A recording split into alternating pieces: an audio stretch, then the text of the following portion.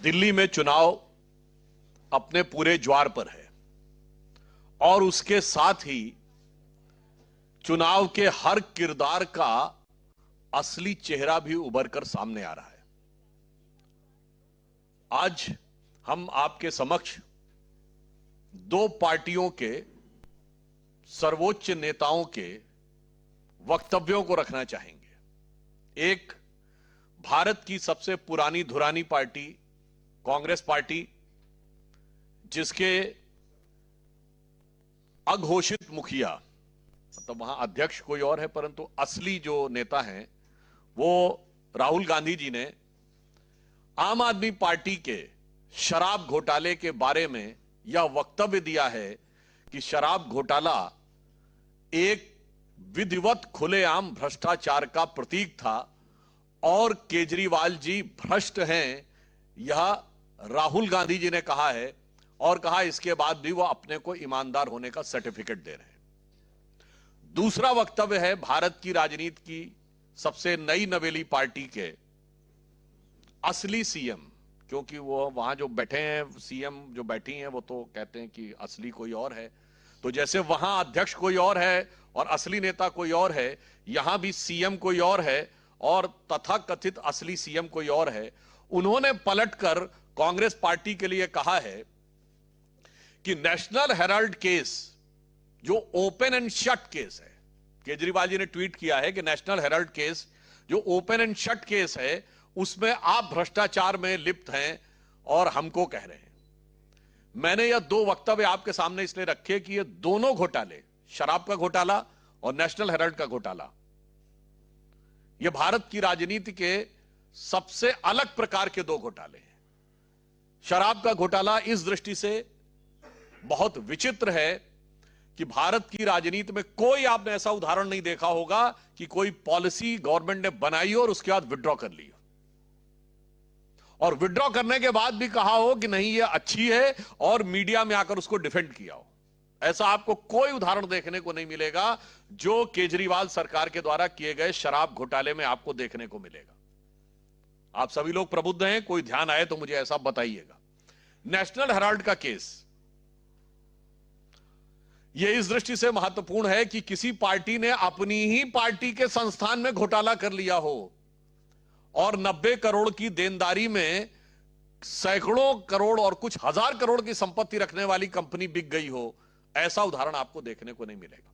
और दोनों एक और मामले में अलग है, दोनों में भारतीय जनता पार्टी का कोई लेना देना नहीं है। नेशनल हेराल्ड केस अक्टूबर 2013 में शुरू हुआ था, कांग्रेस की सरकार थी, दिल्ली हाई कोर्ट में पिटीशन दायर हुई और उसके आधार पर शराब घोटाले का पहला आरोप कांग्रेस की तरफ से लगाया गया था।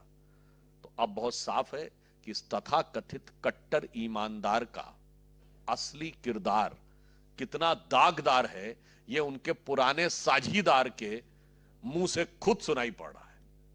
अब एक बात दिल्ली की जनता के सामने बहुत साफ है कि ये दोनों ही पार्टियां झूठ बोलती हैं।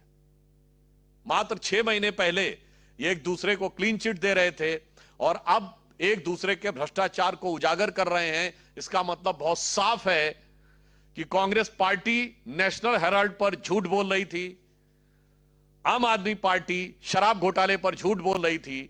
और अभी तो मैं यह भी पूछना चाहता हूं, इंडी गठबंधन तो है, क्योंकि कोई औपचारिक घोषणा तो हुई नहीं कि इंडी गठबंधन समाप्त कर दिया गया। इसका मतलब ये अभी उस लूज कोलिशन में शामिल है। तो इनके झूठ का राजनीतिक पर्दाफाश हो चुका है। परंतु आपने देखा कि राजनीति को जिस निचले और छिछले स्तर पर आम आदमी पार्टी और दिल्ली के तथाकथित असली मुख्यमंत्री केजरीवाल जी ने पहुंचाया है, जब उन्होंने जमुना जी के पानी के बारे में अपनी जहरीली बानी बोली थी।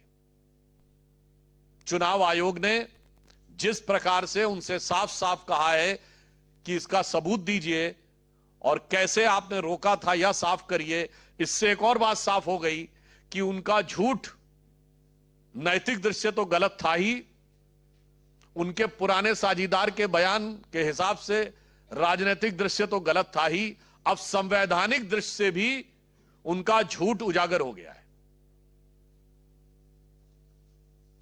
यानी अब राजनीतिक और संवैधानिक दोनों दृष्टियों से आम आदमी पार्टी का झूठ पूरी तरीके से उजागर हो गया है।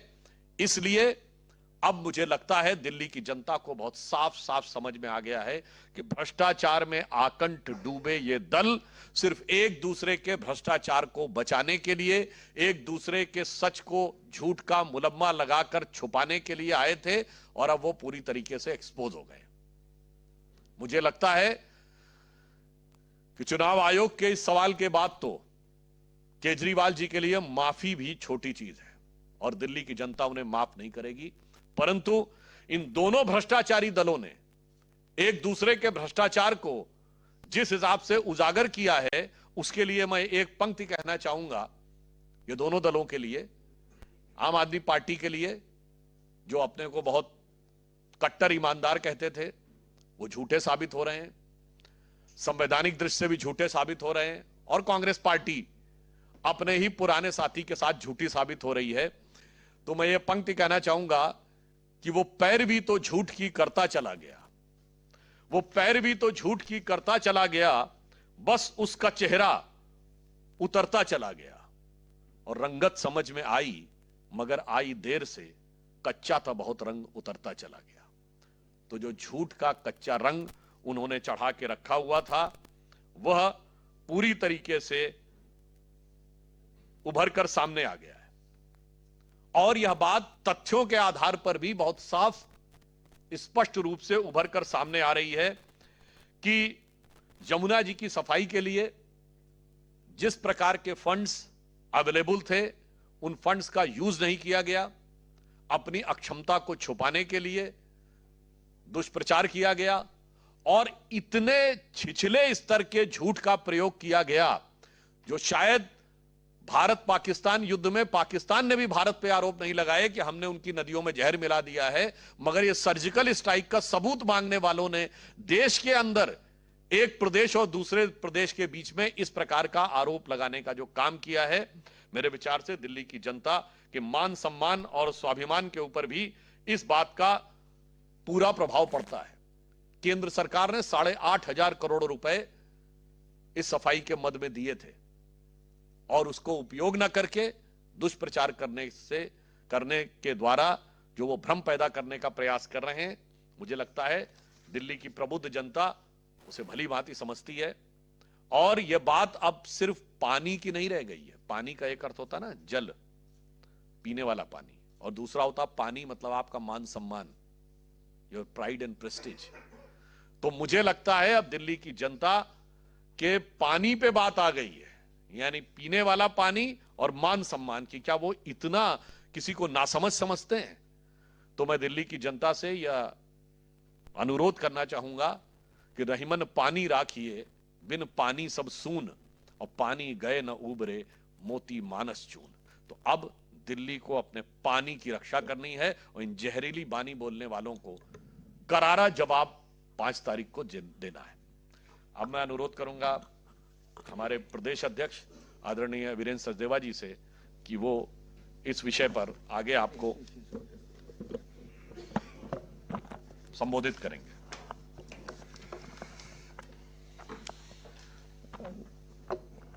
धन्यवाद सुधांशु जी।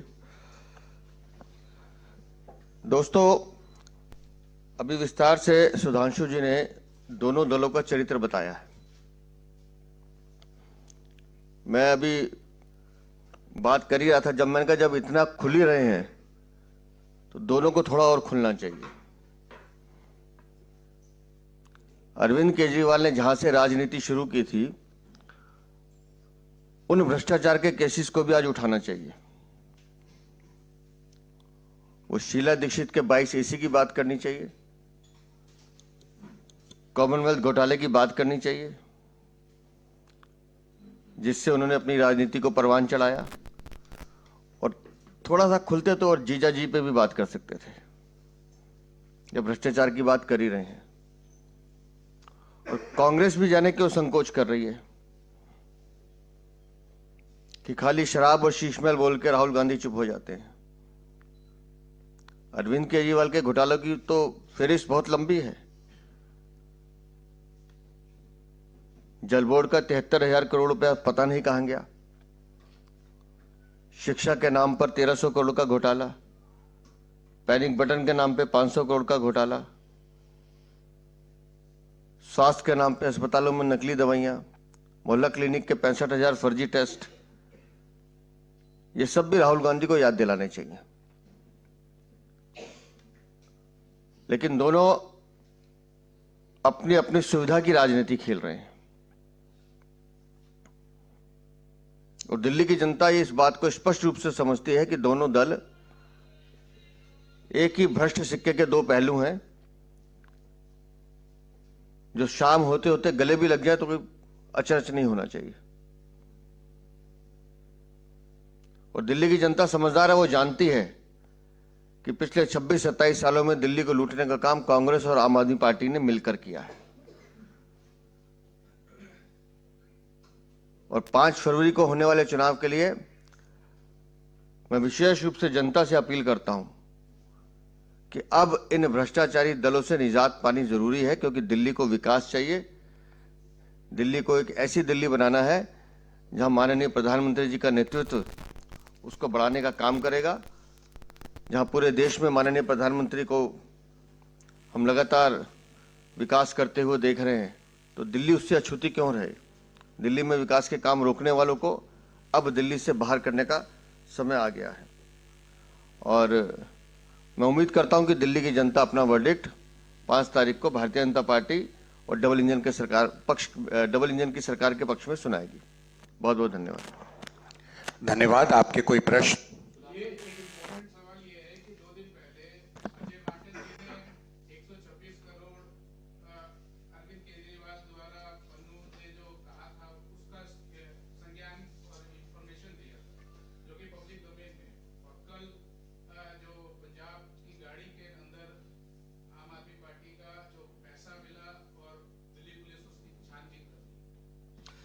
देखिए, चूंकि इस समय समस्त व्यवस्थाएं और प्रशासनिक आदेश चुनाव आयोग के अधीन हैं, तो हमें पूर्ण विश्वास है कि चुनाव आयोग इन सभी चीजों पर संज्ञान लेकर सतर्कता और प्रभावकता के साथ कार्य करेगा। और जो जो लोग दोषी हैं, क्योंकि बहुत स्वाभाविक सी बात दिखाई पड़ रही है कि पंजाब की गाड़ियों को दिल्ली में होना कोई महत्वपूर्ण बात नहीं है, पर अचानक पंजाब सरकार की इतनी गाड़ियां, तो कौन से ऐसे सरकारी काम यहां पर हो गए हैं, और खासकर तब जब चुनाव आचार संहिता लगी हुई है और जब बजट का सत्र भी चल रहा है यहां भी और अधिकांश राज्य विधानसभाओं में होने वाला है, और फिर उनमें से इस प्रकार की संदिग्ध चीजें बरामद होना आम आदमी पार्टी के पूरे चुनावी अभियान को बहुत गहरे संदेह के कटघरे में खड़ा करता है। सर, कल चुनाव आयोग को अरविंद केजरीवाल ने चिट्ठी हुई थी जिसमें ये कहा था कि मैंने किसी संहिता का उल्लंघन नहीं किया, किसी कानून का उल्लंघन नहीं किया।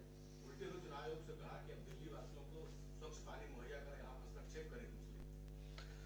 देखिए, मुझे लगता है कि उन्होंने जिस प्रकार का ओछा बयान दिया था, अब वो कितना भी प्रयास कर लें उसका समाधान निकलने वाला नहीं। माननीय प्रधानमंत्री जी ने कल क्या कहा अपने वक्तव्य में? आप क्या कहने का प्रयास कर रहे हैं कि हरियाणा से कोई जान के जहर मुझा पानी दिया जा रहा था? क्या दिल्ली में और कोई नहीं रहता है आम आदमी पार्टी समर्थकों के अलावा? अरे साहब, लोकसभा में 56% वोट हमें मिला है, पूरी केंद्र सरकार यहां रहती है, और कुछ किलोमीटर दिल्ली के बाद सीधे जमुना जी उत्तर प्रदेश में जाती है। मुझे लगता है पढ़े लिखे मुख्यमंत्री का यह बयान अगर अनपढ़ होते तो हम ये मान सकते थे कि शायद नासमझी में या जानकारी न होने पे कर दिया है। अब साफ समझ में आता है कि यह बहुत शरारतपूर्ण दिया गया बयान है, और वो कितना भी प्रयास कर लें अब इससे वो बच नहीं सकते। और मुझे लगता है कि वो तो पढ़े लिखे होने का दावा करते हैं। ये नदी की सफाई करना चुनाव आयोग का काम कब से हो गया, जो चुनाव आयोग से उस बात के लिए गुजारिश कर रहे हैं? इससे साफ दिखाई पड़ रहा है कि उनकी राजनीति का एक ही आधार है, झूठ और भ्रम। सर, ईसी के रिप्लाई के बाद अरविंद केजरीवाल ने जो ईसी को रिप्लाई दिया, ईसी ने आज कहा है कि कोई फैक्चुअल और लीगल मैट्रिक्स एविडेंस का अरविंद केजरीवाल के द्वारा नहीं दिया गया। और ईसी ने दोबारा पूछा, कल तक जवाब देने के लिए बोला है, कहा कि what kind of poison was mixed by state government of Haryana Yamuna water. ऐसे 5 सवाल पूछे हैं अरविंद केजरीवाल से दोबारा इलेक्शन कमीशन ने। देखिए, ये प्रॉब्लम यह है कि अरविंद केजरीवाल जी के कभी भी किसी वक्तव्य में कोई फैक्ट नहीं होता है, और अगर उनके दावे चुनाव आयोग की चौखट पर औंधे मुंह गिरे हैं तो इससे पहले सर्वोच्च न्यायालय की चौखट पर भी औंधे मुंह गिर चुके हैं। श्री अरुण जेटली और श्री नितिन गडकरी जी के बारे में जो उन्होंने अनर्गल और ओछे आरोप लगाए थे उसके लिए वो माफी तक मांग चुके हैं। तो मुझे लगता है यह आम आदमी पार्टी की फितरत बन चुकी है।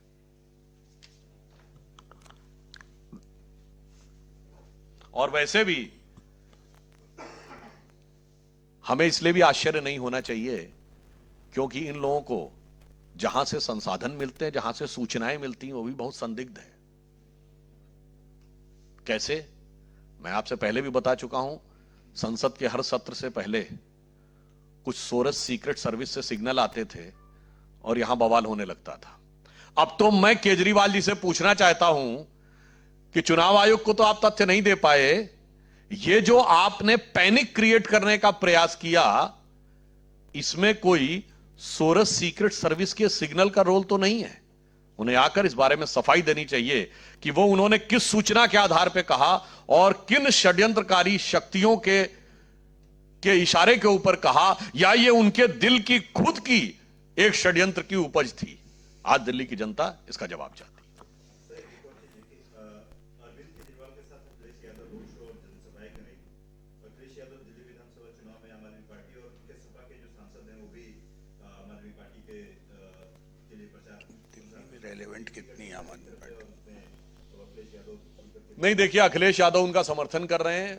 वैसे समाजवादी पार्टी का कितना प्रभाव है आप सभी को भली भांति पता है।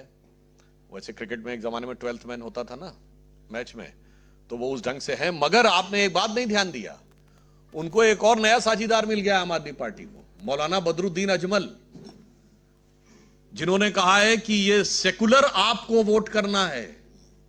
ये कौन है मौलाना बदरुद्दीन अजमल? ये AIUDF के अध्यक्ष हैं। AIUDF कौन है? आसाम की वो पार्टी जिसके बारे में यह प्रचलित धारणा है कि बांग्लादेशी घुसपैठियों की पार्टी है। इसीलिए इनका प्रभाव क्षेत्र क्या है? धुबरी, बरपेटा, करीमगंज के वो पूर्वोत्तर के इलाके जहां बांग्लादेशी घुसपैठिए सबसे ज्यादा संख्या में हैं। अब उसका भी सहयोग मिल ही गया है। और उन्होंने इसका मौलाना बदरुद्दीन अजमल ने अखिलेश यादव का भी नाम लिया है। उन्होंने कहा सेकुलर आप और अखिलेश यादव जी का समर्थन करना है। मुझे लगता है कि अब दिल्ली की जनता में किसी भी प्रकार का कोई शक, कोई शुबह बाकी नहीं रह गया होगा कि कौन किस प्रकार की शक्तियों से संचालित होकर देश को कमजोर करना चाह रहा है और कौन प्रधानमंत्री श्री नरेंद्र मोदी